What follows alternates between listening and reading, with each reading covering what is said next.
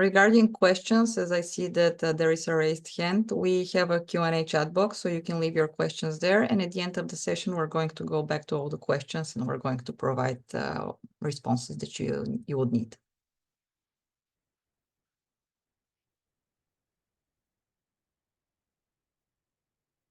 Okay, so we can officially start. Welcome again to IMERMAID Open Call 2, first webinar on how to apply. My name is Ellie Shtereva from F6S, and I'm going to be hosting this session today.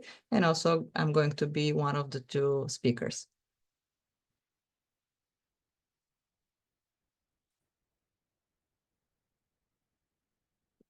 Regarding the agenda, we're going to focus on two main topics. First, we're going to start with what is IMERMAID, and then we're going to follow to the topic of today, which is the Open Call 2, and whether it is suitable for you and all the details that you need in order to successfully apply with your project proposal. At the end, as mentioned, we're going to leave some space for Q&A. For this, you can pop your questions in the chat box. For the speakers, apart from myself, we have IMERMAID's coordinator today with us. This is Rodrigo Sedano from ITCL.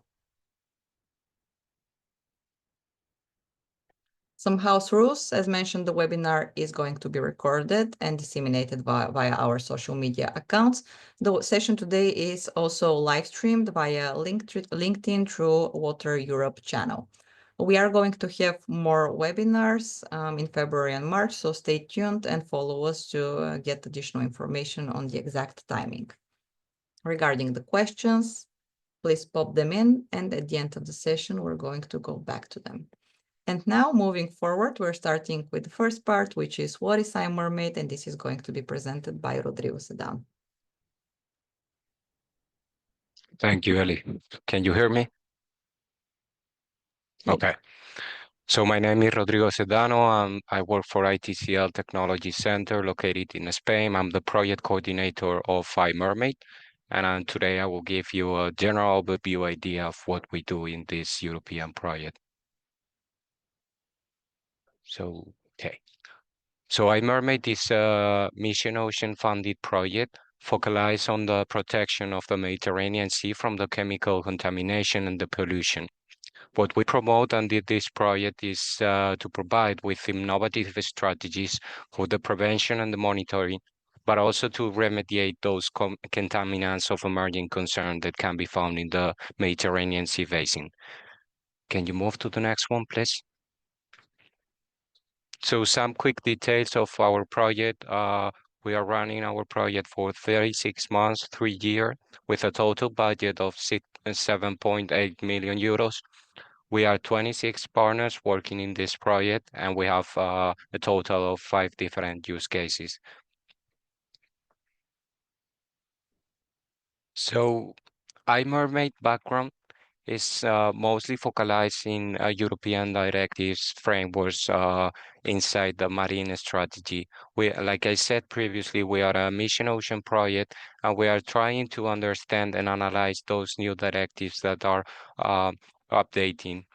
So our main background is mostly in the contaminants of emerging concern that can be studied in the Mediterranean Sea basin. Of course, we are trying to understand more of them, and we will have a lot of solutions that will be integrated into the different pilots. Can you move to the next one, please? So our consortium is formed by 26 partners from 14 different countries. We have a total of 12 SMEs, 9 academic and research organizations, 3 industrial partners, 1 public organization, and of course, 1 non-governmental organization.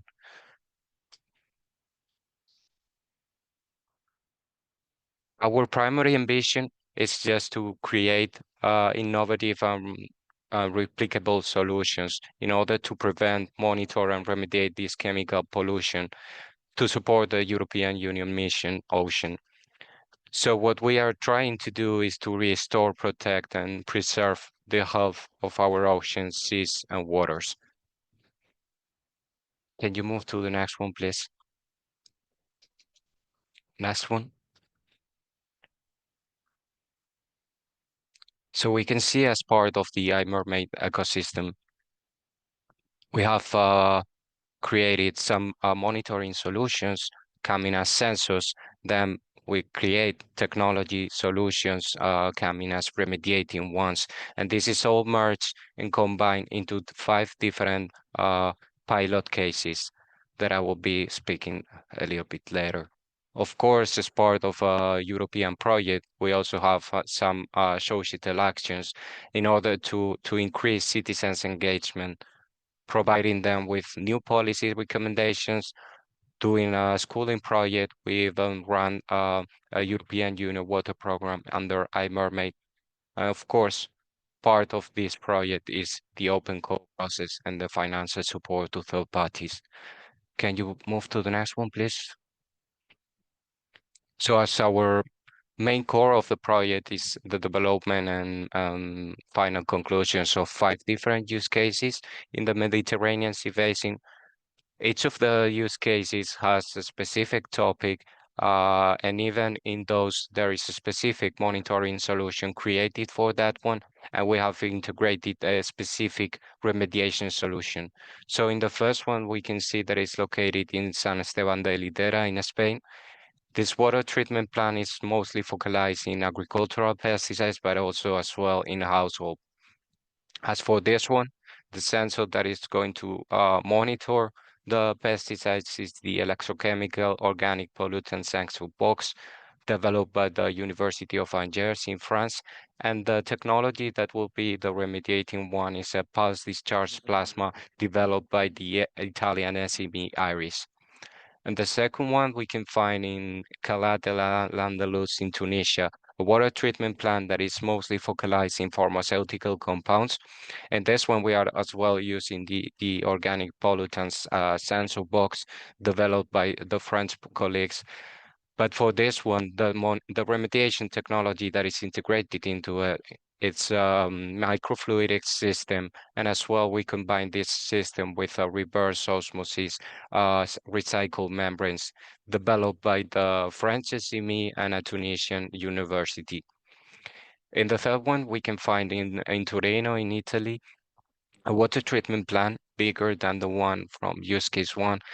But this one is focalized in terms of heavy metals. We analyze zinc, cadmium, aluminum, and many others.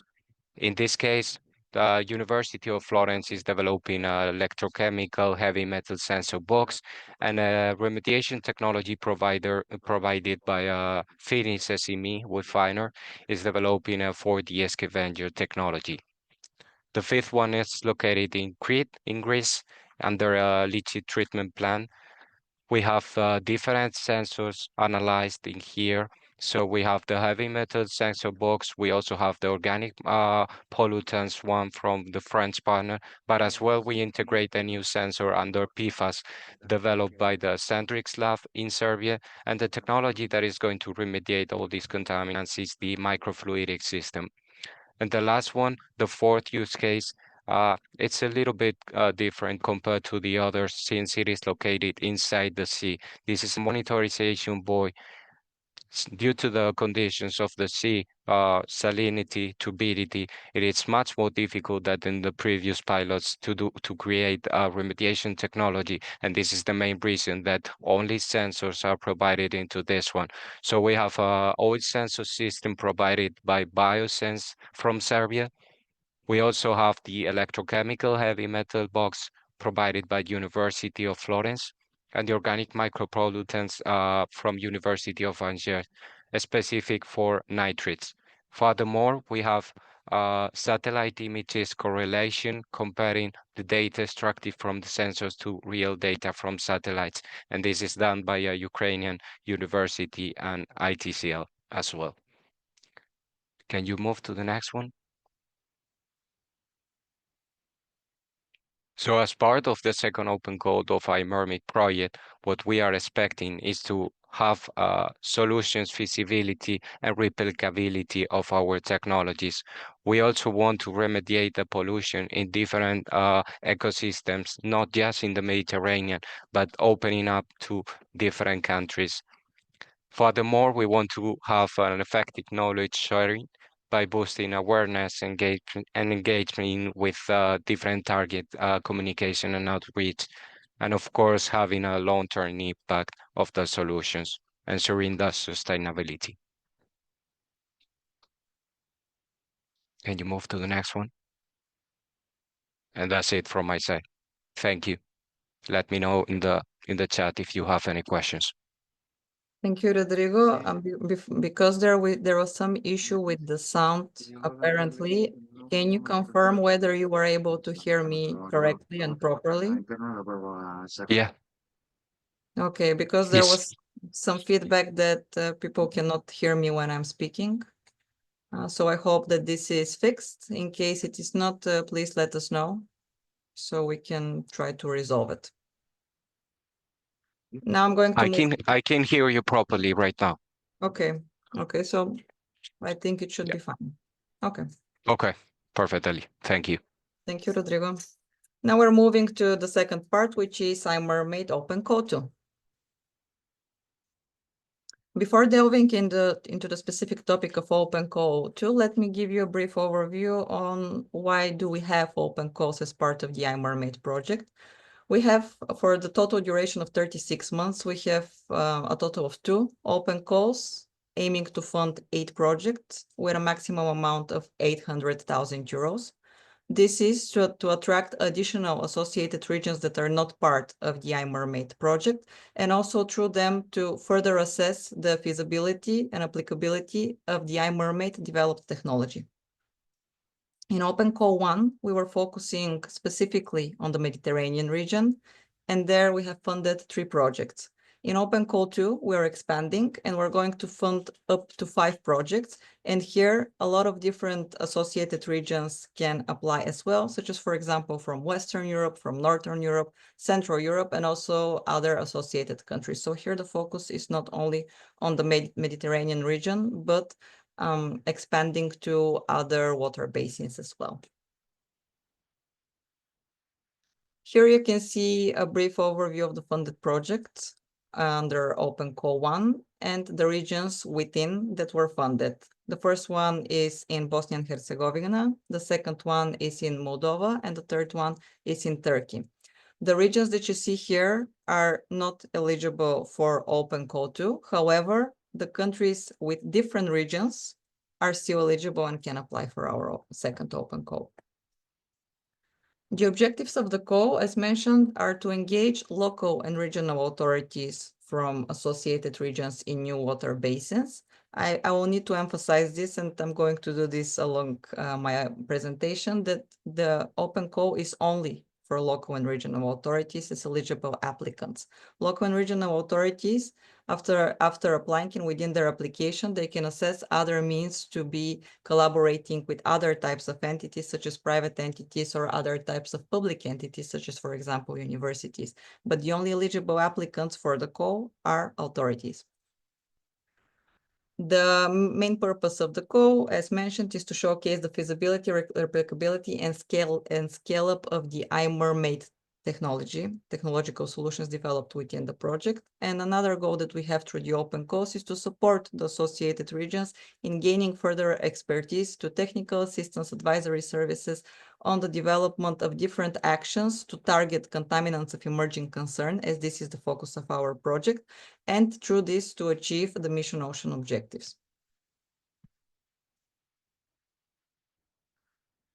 Beneficiaries within their proposals are allowed to be suggesting their own actions, their own use cases that are applicable to their specific needs. Those use cases and actions, however, of course, need to be aligned with the IMERMAID goals and objectives.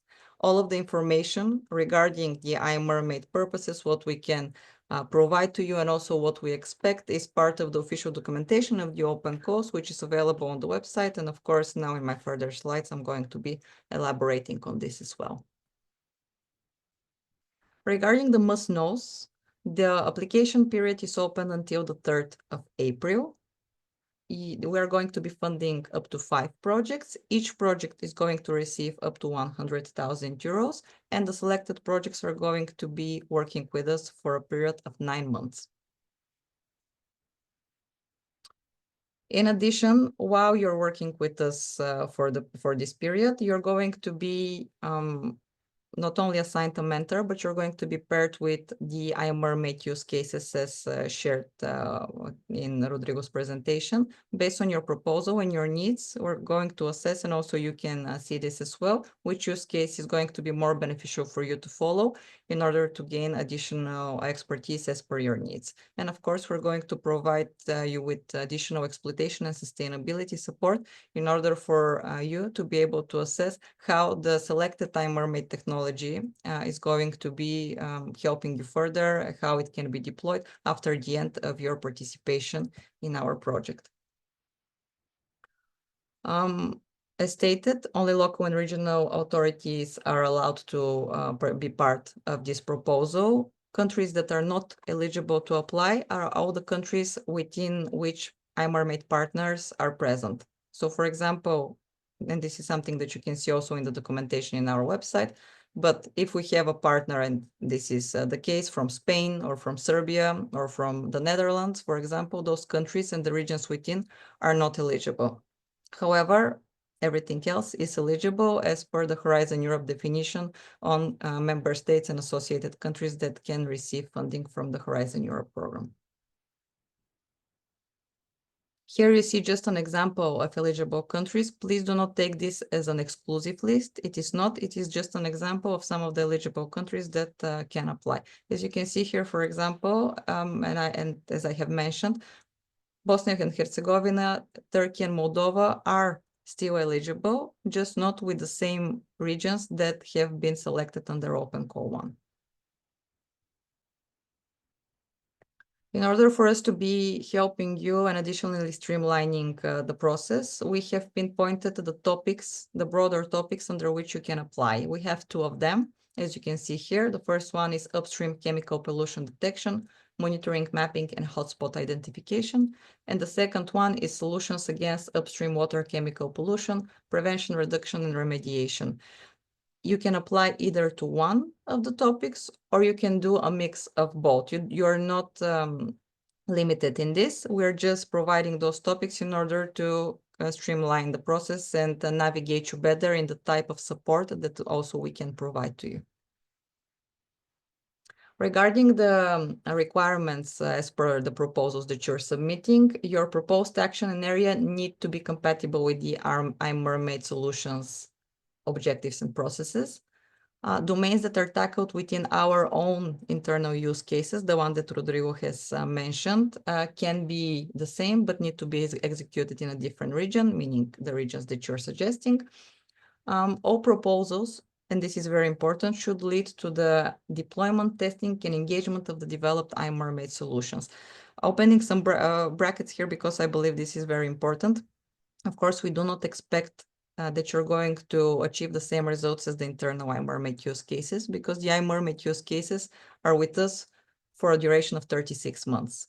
Your projects are going to be with us for a duration of 9 months, meaning that with you, we're going to be focusing on preliminary activities, small-scale tests, roadmaps, small projects, and so forth, in order to assess the feasibility of further scaling and implementing the solution. The availability of the IMERMAID solutions is also available in the documents that I'm going to be sharing in a bit. And last but not least, the attractiveness and replicability of the proposed action, your action will be prioritized. This is something that I have also mentioned numerous times, but we have seen that in our Open Call 1, although we have stated this in all our documentation, in our webinars, still we have received applications from private entities. And unfortunately, although the proposals are good, we cannot accept them because the eligibility criteria is as stipulated only for authorities. Here you also see a description and explanation on what an associated region is, and some examples of what a local and regional authority is, such as, for example, municipalities, local regional agencies, planning bodies, transport authorities, ports, and so forth. Anything that has a status, or any institution that has a status of an authority, is eligible to apply.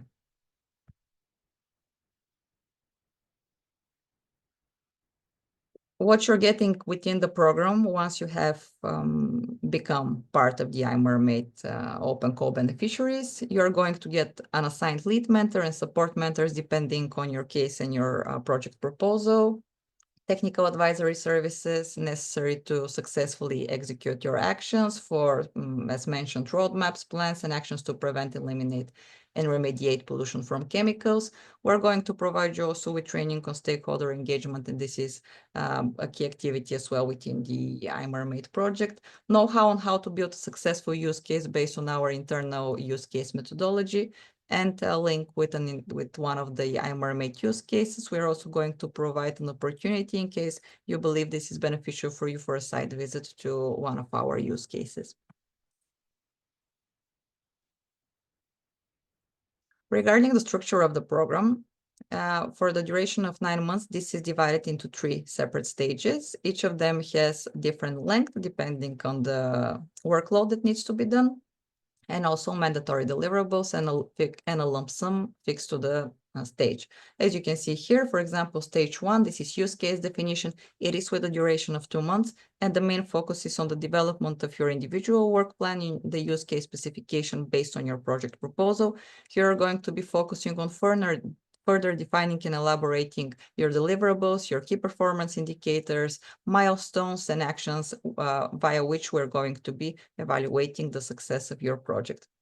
At the end, for this stage, you can receive a maximum of 17,000 euros. The second stage, titled Use Case Implementation, is the longest stage. It is with a duration of 4 months. And the main goal here is to implement what you have defined in your project proposal and in your use case specification.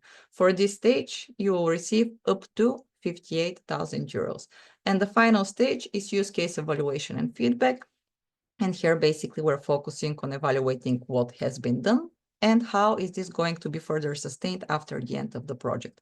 For this duration, for this stage, you're going to receive up to 25,000 euros, and this amounts to the total of 100,000 euros. Regarding the activities that are eligible for funding, here you can see them listed.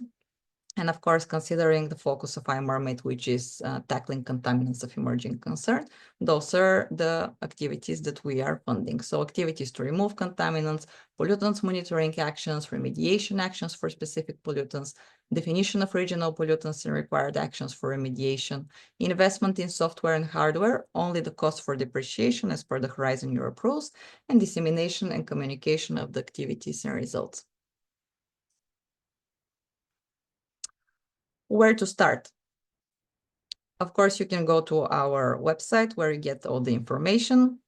If you click here on the Open Call button, you're going to receive a sub-tab which is called Open Call 2. When you click on that, the page is going to open for you. When you scroll to the bottom of the page, you're going to get access to the 3 main documents, which are part of the official documentation of the IMERMAID Open Call 2. And those are guidelines for applicants, technical specification, and the proposal template. All of those documents are very important. They're not lengthy, but all the information there is crucial in order for you to be able to successfully apply to the Open Call. The answers to all your questions you are there. Of course, in case there is something still pending, you can always send us an email and we're going to respond to you to support you further. In Annex 1 guidelines for applicants, here you have all the rules and requirements for you to be able to apply, to understand what we're expecting from a proposal, how we're evaluating the proposal, where you need to apply, so everything is there. Then moving to Annex 1.1, which is a technical specification document. This is also very important because there you have explanation of all the IMERMAID solutions available for you.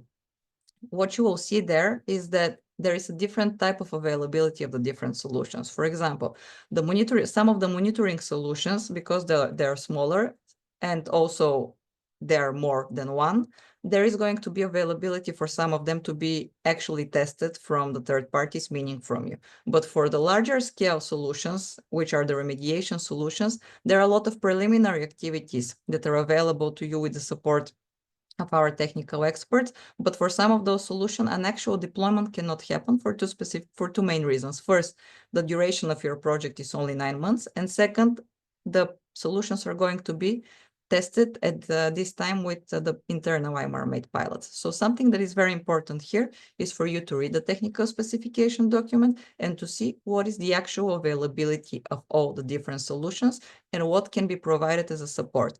Afterwards, based on this, of course, and if it is feasible, the follow-up deployment of the solutions will be explored basically in your final stage, exploitation and sustainability, where all of those aspects should be listed and defined.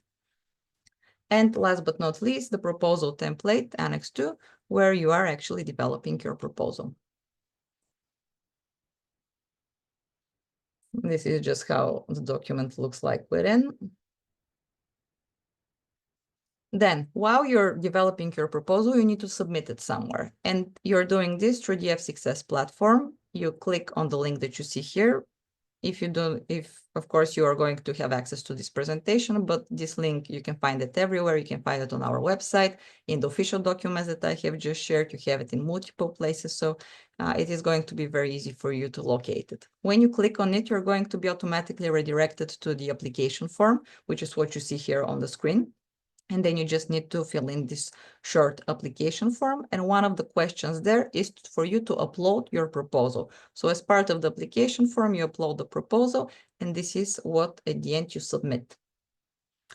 Something important here to mention, in case you do not have a registered profile on the F6S platform, you're going to receive a pop-up, which is asking you to register, and you can do it similar to all other platforms, either via LinkedIn or via your email and also Facebook. So there are different types of ways that you can register. It's with several fast steps, and you won't have any issues. Again, in case you encounter any, you can send us an email and we're going to support you with this. Regarding the timeline, deadline for applications is 3rd of April. Afterwards, we're moving to evaluation and contracting stage. This is going to happen between April and June. And for the selected projects, as stated, up to 5, they will start working with us from July 2025 until March 2026. The program is with a duration of 9 months. Something as well very important here to mention is how the funding is received. It is a lump sum model, meaning that you're going to be receiving funding after the end of each stage, depending on the successful delivery of the actions that you have provided in your proposal, your deliverables and KPIs. So at the end of each stage, the budget that I have shown you in the table in one of my previous slides is released and you receive it. And I think that's it. Now I'm going to move to the Q&A. And let's see what we have there. So first, can you send us the presentation in the end of the seminar? Yes, this is possible. I'm going to disseminate the presentation. Also keep in mind that we are recording the session, and this is also going to be available on the IMERMAID LinkedIn channel.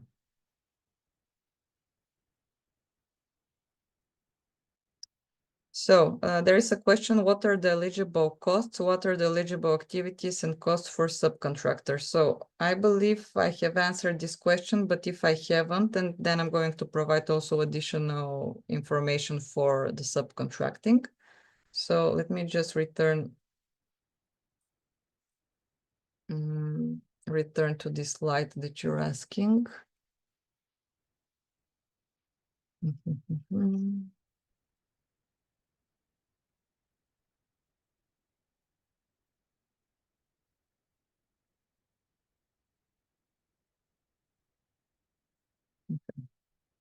So regarding the eligible activities for funding, those are the ones that I have mentioned.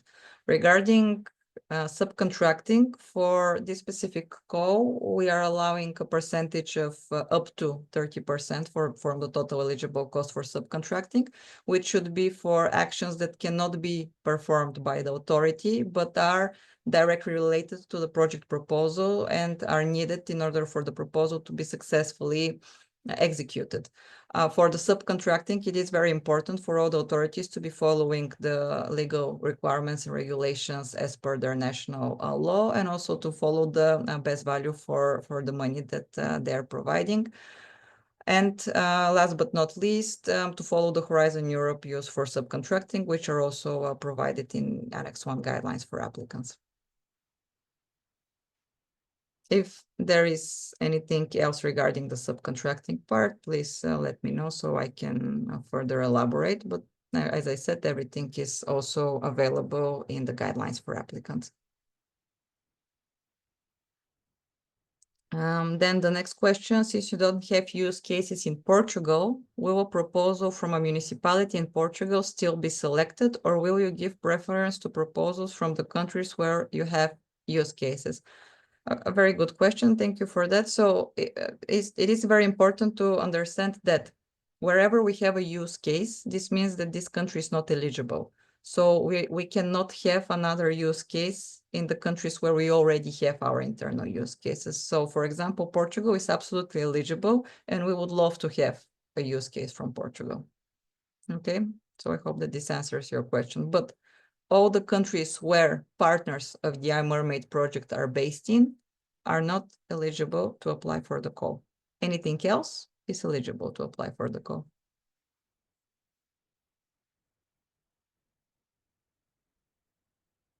I cannot recall all the connected countries. Is Belgium an eligible country? So no, Belgium is not an eligible country because we have a partner in Belgium. This you don't need to remember this by heart, of course. This is available on our website. Where you go to the partners, you will see all the countries. And also this is available in Annex 1 guidelines for applicants. So all the non-eligible countries are mentioned there, so you can easily see who can apply and who cannot. And then the next question. We're a public institution that funds and promotes research and innovation projects. We do not do research ourselves. Are we still eligible to apply for this call, even though it does not fit exactly our thematic objectives?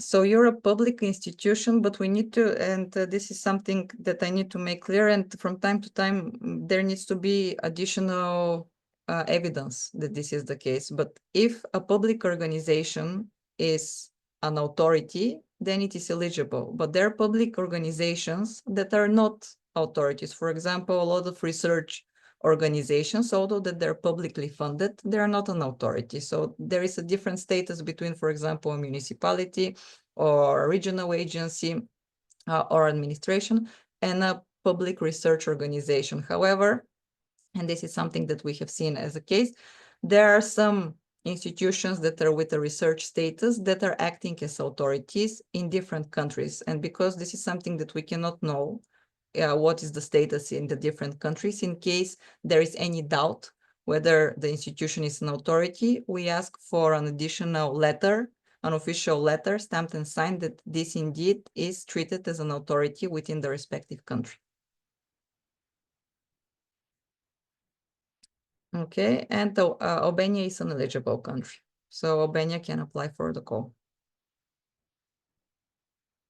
What contaminants of emerging concern are included in the project? So there are different types. I don't know, Rodrigo, can you just briefly mention some of them so to the attendees? So regarding the contaminants of emerging concern that are being analyzed, they are different from one use case to the others. This information can be found under IMERMAID webpage, but I can briefly introduce you to some of them. For example, under use case 1, we have bisphenol A. Under use case 2, in the pharmaceutical facilities, we are analyzing ibuprofen, ketoprofen, and diclofenac. Under the heavy metal one, we do zinc, cadmium, aluminum, and a couple more that I don't remember right now.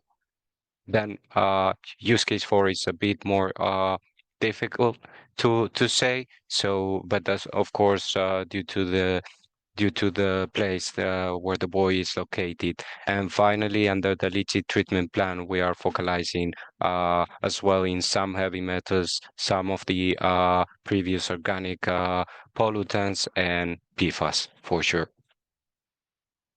But of course, this information is included under IMERMAID webpage. And in case you still have any doubts, please come back to us. Thank you, Rodrigo.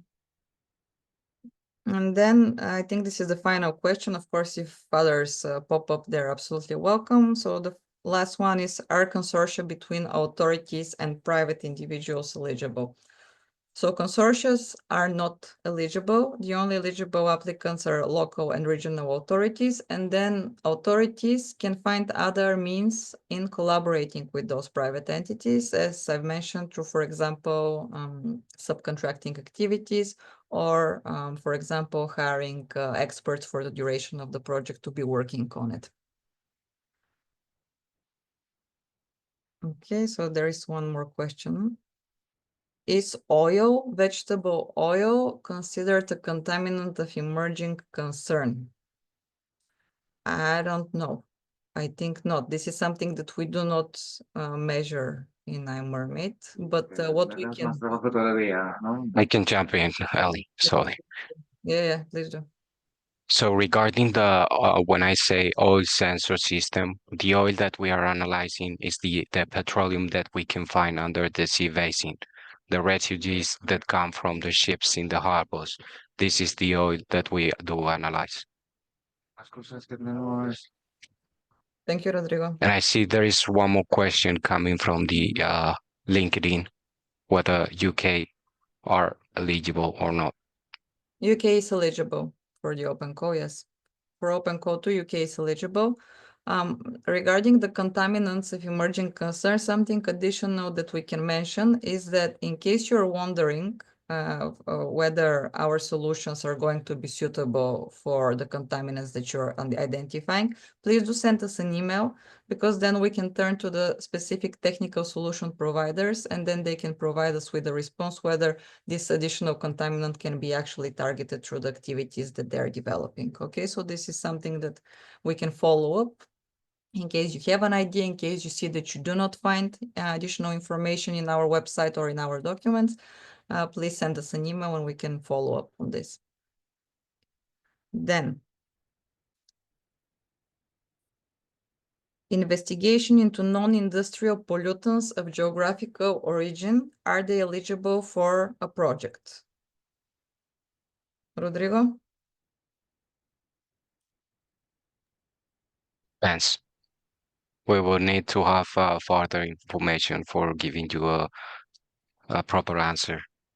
Yes. So I suggest you can send us an email. Yes, please send us an email, and then we're going to go to the technical partners to assess this and let you know. But please provide us as much information as you can, so we can get a full response.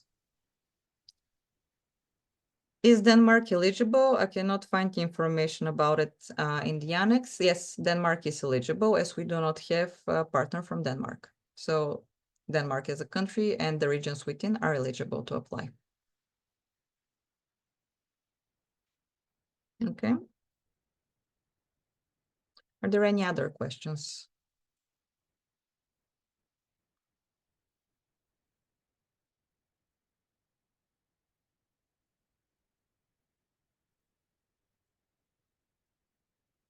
I see there is another question related to the UK one, which is, can UK companies apply and lead or subcontractors? So the rules for UK are the same for everybody. It's only local and regional authorities applying, and then the means for how those authorities can collaborate with other types of entities were already mentioned and available in Annex 1 guidelines for applicants.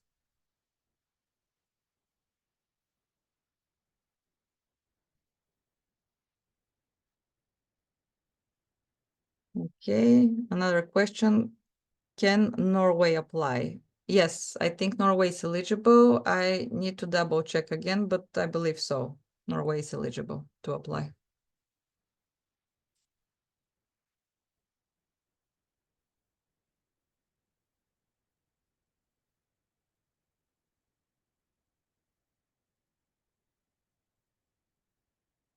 Also, Sweden is eligible to apply in case, because we're in this area.